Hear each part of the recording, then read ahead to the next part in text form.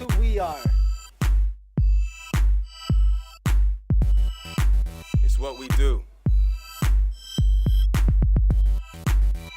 It's how we do it. Get ready. We are the Journal.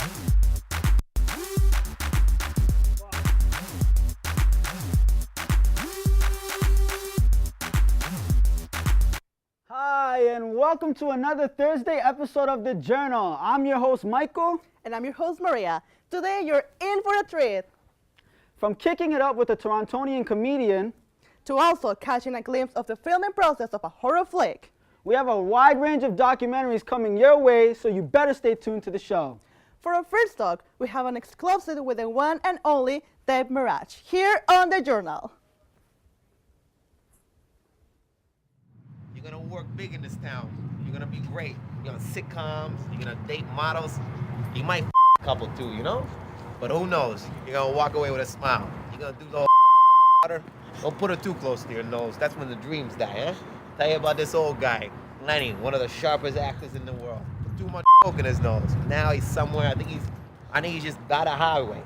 Probably looks up at them cars passing him just like the dream. My name is David Mirage, stand-up comedian, and I live in Toronto. And that smells right there, but I like it, but it's just stinking up on the stage. That's a bad choice of food to order this near the stage. That has to be 6 deep back. No, it smells. I know you guys come here every Monday, but you should learn not to, what is it? What the fuck, is that calamari? It stinks, man.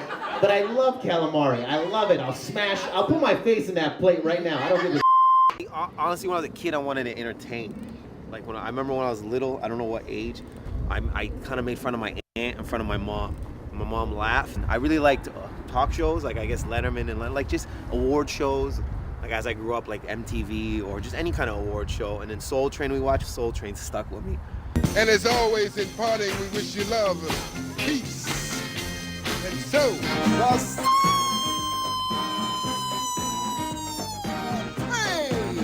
We would make sitcoms when we were kids, like we'd be in my grandmother's living room. We would do this kind of show where we would rotate who the host is and who would do the impressions. I always wanted to be entertaining people. I like green tea. I like kettle sounds. Do you know what I mean? I like when the kettle goes, I like that. That excites me. I get pumped. I know it's tea time. That's what happens. Girls they like beards.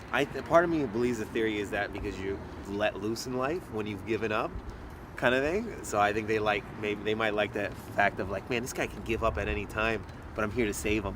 They're more attracted to a broken person sometimes because they're like, he's a dreamer. Whatever. I think there's always an imperfection about you. Comedy, it stems, I think, for me, in essence, I love making people laugh.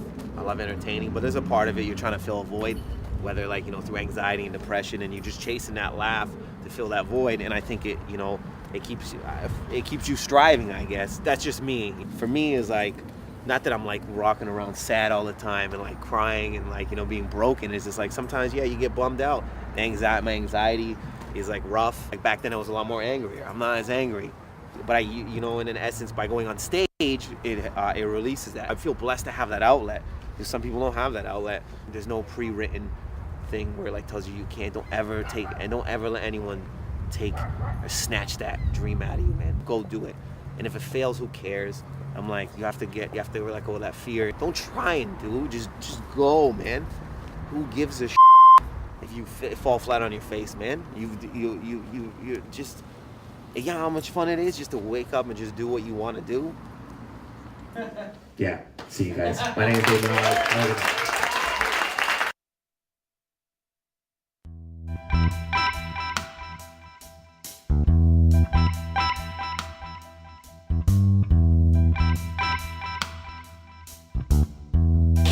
Well, growing up was, you have a central barber everybody goes to. Obviously, growing up, your parents took you to the barber shop. That was, every I don't know, week or 2 weeks they took you. That's how that was. It was pretty much that until coming to Canada. Then you come to different barbers and stuff. You know, so that was the experience that we had. It's been quite a while. Vaguely, I could remember. But basically, he was coming in and just by chit-chatting and just being able to just talk. So over time, people tend to gravitate to one's personality. The first time I met Lindon, I actually used to go to another barber at the shop, and he wasn't available. So I came to Lindon to get a haircut since the other guy wasn't there, and I got the haircut from him. And since then, it's been a relationship that's continued for about maybe 4 or 5 years now. He's into real estate and finance, so our relationship it developed over time. From coming in, just hanging out, and then common interests like same place of origin, being Trinidad and Tobago, and like Caribana, the whole cultural effects was always there. So we were able to connect on that level. He's always here. He's consistent. Provides quality service. I know when I need something done, he's the person I could come to, and he's great for conversation. So that's how we were able to connect. After a period of time, you'd realize that okay, this personality is closer to yours, etc., as a client.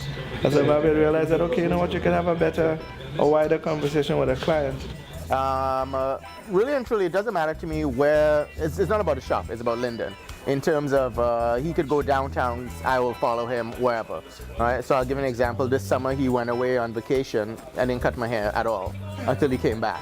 Yeah, definitely. Apart from giving a good haircut, obviously, right? But yeah, it comes down to that. It's always about personality. It's always about interest. It's always about something that you wouldn't be able to get, let's say, by somebody else. You could get a good haircut from anybody, but you can't get that type of personality, or maybe somebody that you could talk to or relate to, or could give you some sort of something more than just a haircut. It's a simple haircut, as you say, but at the same time, I'm a dedicated customer of his, and as I said, I like what he does.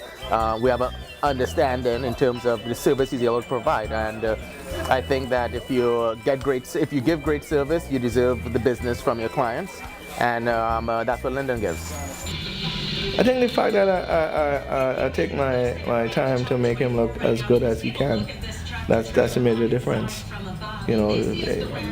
Everyone would like to know that, I'm well taken care of. And when they leave, they're looking as good as they could possibly look.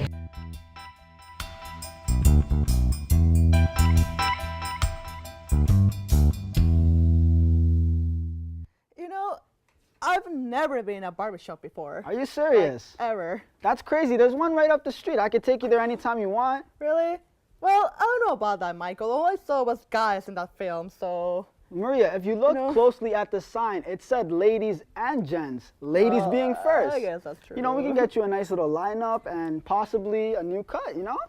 Well, for the next clip... You might want to sit and grab a cup of coffee. 1 milk, 2 sugars, perhaps. Check it out.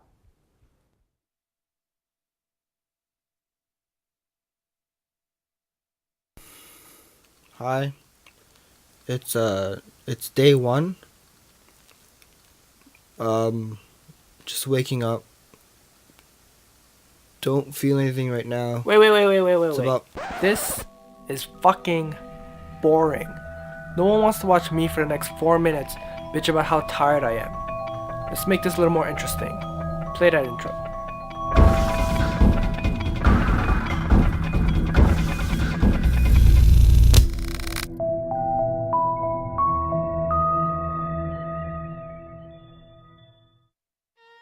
Hi, I'm Keval Prajapati, and I like caffeine. In fact, I love caffeine. All forms of it. Whether it's coffee, pop, energy drinks, but especially coffee. And 65% of Canadian adults agree with me. The only difference between me and them is that I'm a caffeine addict. I can't get enough of it. That's why I tried going 1 week without any caffeine. There is video footage of me during this week. but it's mostly just this. Hi. I'll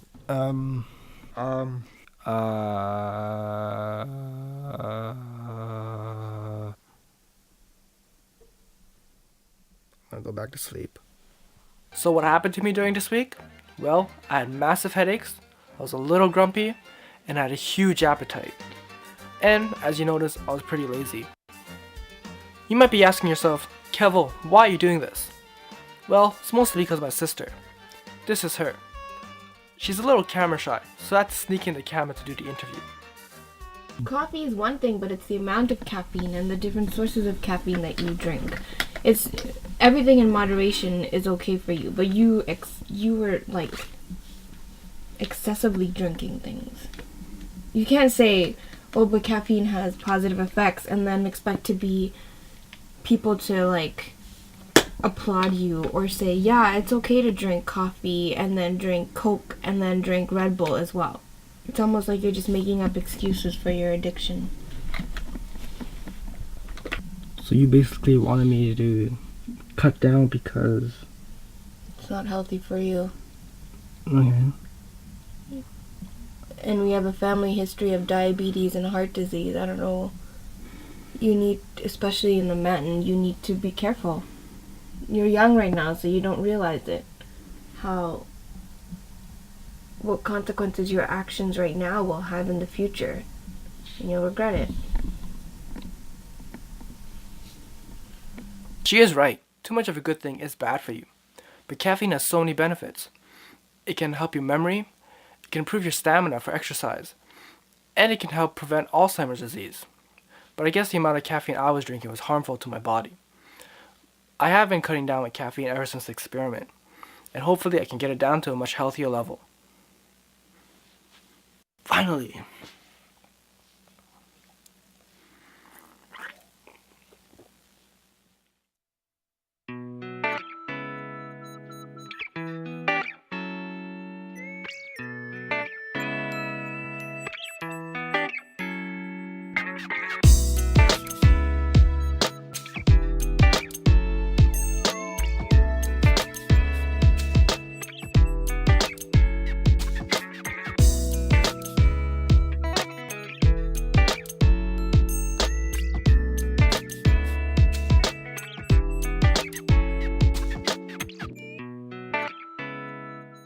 The auto show is a huge public exhibition that displays current models of cars to the public and also debuts concept cars.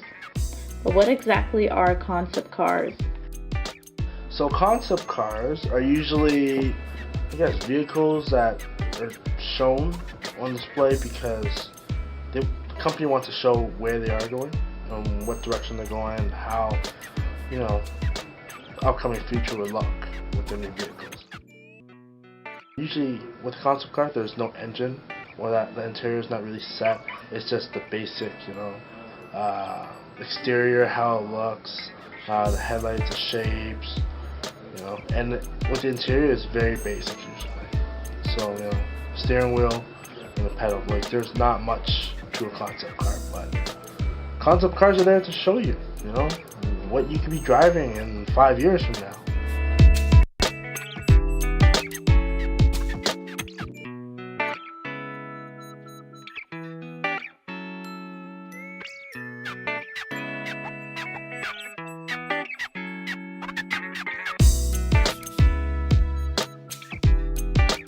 The history of the auto show goes back to 1974, and with so many new cars coming out each year, the auto show is one of Canada's largest consumer events ever. Not only does the auto show bring in every year over 1,000 cars and trucks, but it also brings in anything from concept cars to classic models, and also anything from exotics to motorbikes. So you will basically find anything you need at the show. We have it displayed in the luxury collection. This one in here has the linear sapelli, so it is a wood, but it is a darker wood. Just gives a little bit more of a bold, little stronger feeling inside. Again, you have the choice, so it lets you decide what you want. After going to the auto show and looking at all the cars, I thought to myself, What is it about cars that men who hate shopping go weak in the knees for? Is it the comfort of the car or the luxury of being in one? Or would it be a popularity thing?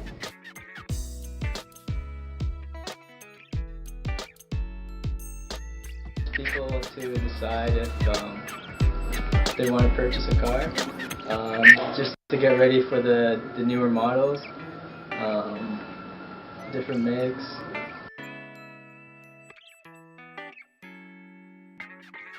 After going from car to car, looking at both the look and the comfort, I still didn't get why shows like this are so popular.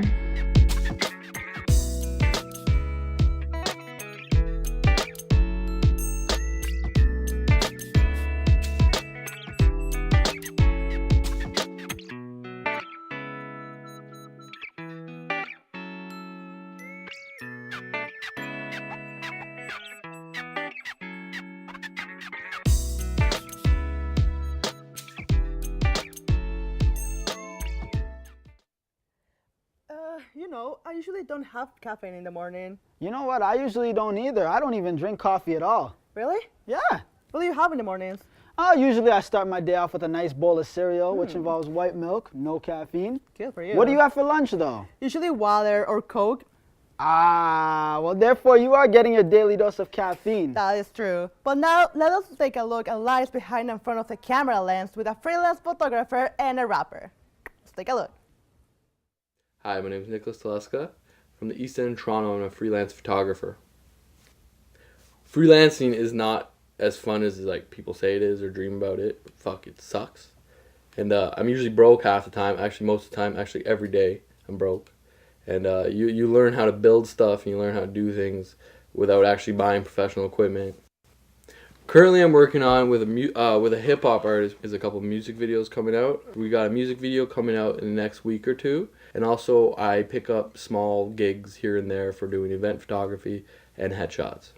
Concerts are really fun, but really they're really fast paced. You really gotta know what's going on every second.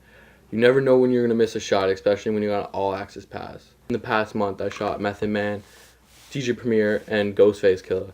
Two of them from the Wu-Tang, and DJ Premier is like a legend.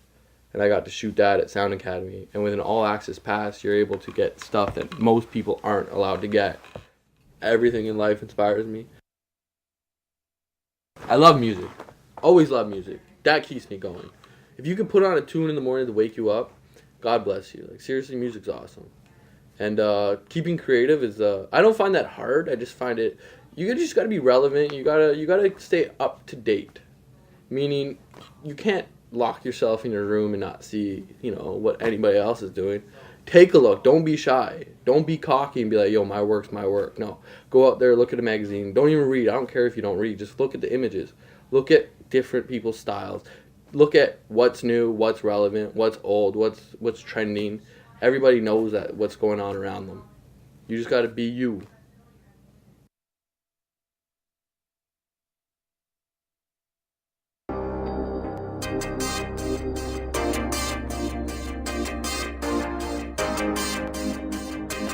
Every day. My name is Mshairi, Mshairi. Born in the 80s, Mshairi fell in love with rap music after listening to various female rap artists. It inspired her to make her own journey in the rap game. It inspired me to try to become one of the biggest rappers, or female rappers myself. As a female artist, it's hard to bring out your name. There's a fight for the title and everybody's after it. For men, it's easier to get a record label. For women, they have to fight to stay in. Males feel that once a female comes in there and actually can capture an audience, half the times they get intimidated by a woman's strength. And it's hard getting up on stage as a female artist because it's such a male-dominated industry. Every female artist out there is hungry and every female artist is trying to make it right now. However, it just always seems that it's only one that gets chosen.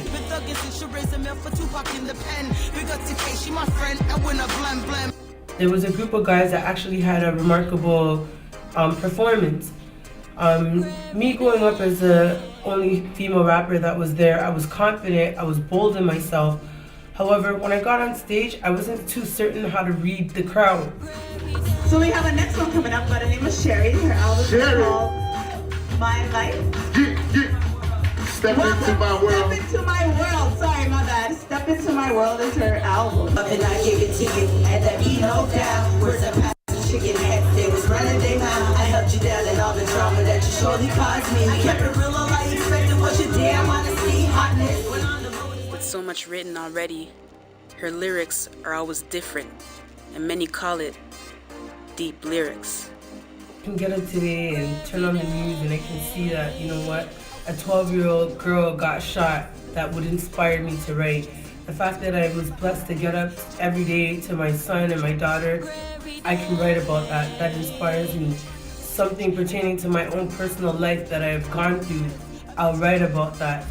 With suicidal thoughts, wishing that you didn't exist. Sticky, pass me the Henny with that lemony twist. Grab me a river, Grandma Lottie, know that you're missed. R.I.P. to all those angels, give her a kiss.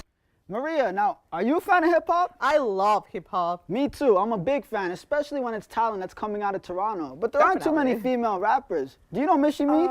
No. What about Foxy Brown? Not really, no. Queen Latifah? Yeah? Nicki Minaj? Yeah. Well, with that being said, best of luck to Mshairi. For all you horror flick lovers out there, this one is for you.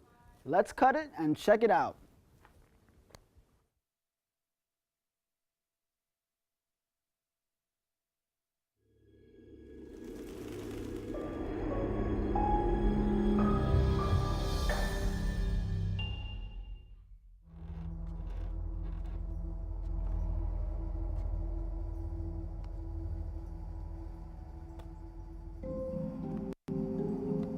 My name is Jay Guerriere. I am the director of photography and editor of The Unleashed.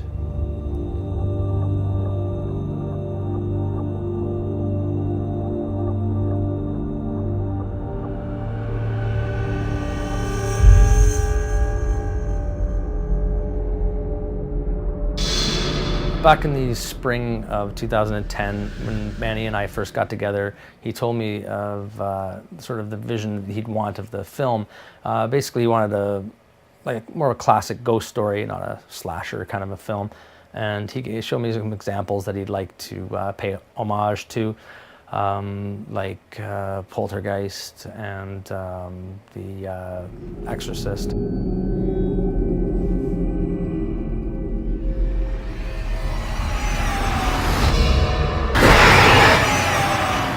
We talked about different ways that we could light it or different camera angles, and you know, he was pretty pleased by the end how I captured it.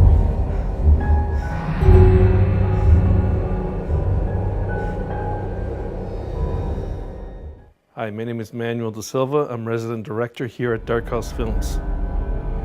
There's one shot that I really enjoyed when we were shooting the Ouija board. Jay was very good at picking out angles that would explain to the audience what was real in our world and what was in the ghost realm.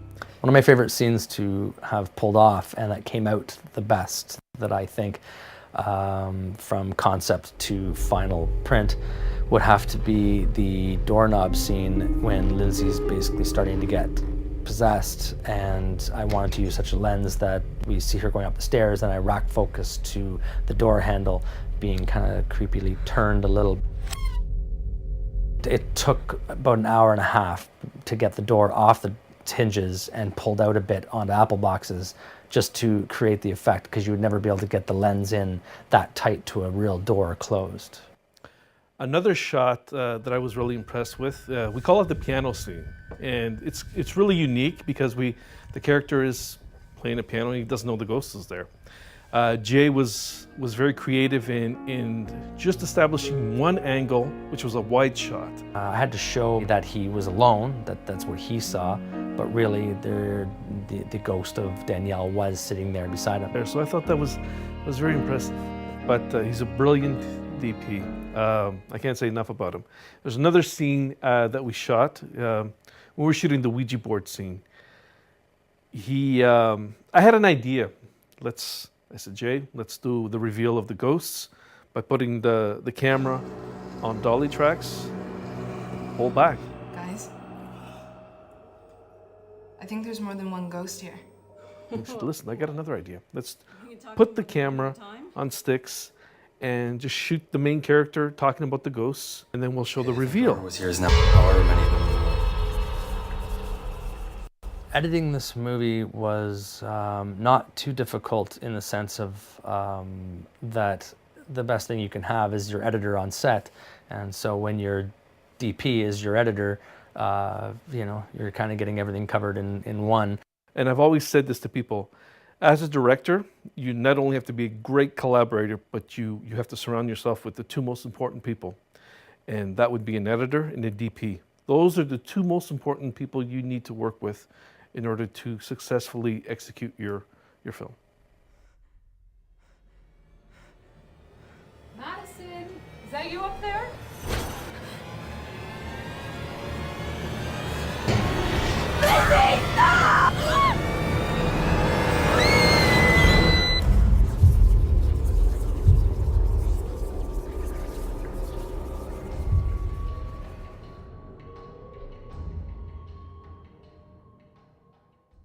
Wow. We had some amazing docs today, Marie, don't you think? Agree. Yeah, they were fabulous. What was your personal favorite? Honestly, this last one was really, really good. Just because I am a really thriller lover, and it just makes me want to see this video like right now. I'm not really into thriller, but I could dig it. It was a good doc. Mine happened to be Keval Prajapati's Caffeine one, being that I am a coke addict myself. That's right. But now, make sure to tune in next week for another Tuesday episode of The Journal. If you want to watch more episodes of The Journal, check Centennial On Demand /The Journal. I'm Michael Baillie. I'm José Cabrera. And thanks for watching. Tune in next time.